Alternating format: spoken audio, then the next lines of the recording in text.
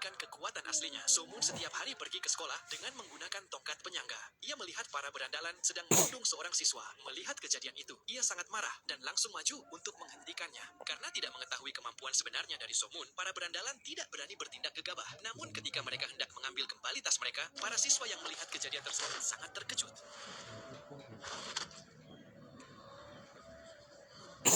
Mereka tidak percaya bahwa seorang anak yang pincang seperti Somun berani menentang para berandalan yang selama ini sering menindas siswa lain. Saat jam istirahat tiba, pemimpin siswa nakal kelas 2 datang mencarinya. 전데요? Melihat Somun yang berjalan dengan tongkat, pemimpin kelas 2 itu menunjukkan ekspresi meremehkan. Kau bercanda? Setelah sekolah selesai hari ini ikut aku. Kenapa? Masih berani bertanya kenapa? Pertarungan pun terjadi hanya dalam satu gerakan. Somun dijatuhkan ke tanah. Jelas terlihat bahwa kemampuan mereka berada di level yang berbeda. Namun, ketika semua orang mengira pertarungan itu sudah berakhir, Somun justru berhasil melepaskan diri dari cengkeraman lawannya.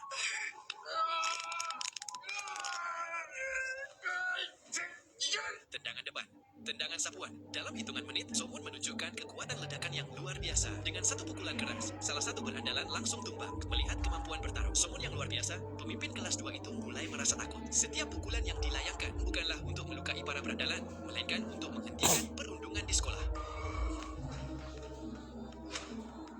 Setelah menang, ia tidak mengejar mereka lebih jauh. Ia hanya berharap mereka mau berubah dan memperbaiki diri. Itulah belas kasih seorang yang kuat, sekaligus kepemimpinan yang sesungguhnya. Somun awalnya hanyalah seorang siswa SMA biasa. 7 tahun lalu, sebuah kecelakaan mobil merenggut nyawa kedua orang tuanya dan membuat kaki kanannya mengalami cacat permanen. Sejak saat itu, ia harus berjalan dengan bantuan tongkat. Namun pada suatu hari, sebuah energi misterius melesat melintasi kota. Energi itu sedang mencari seseorang untuk dijadikan inang. Somun terkena energi tersebut.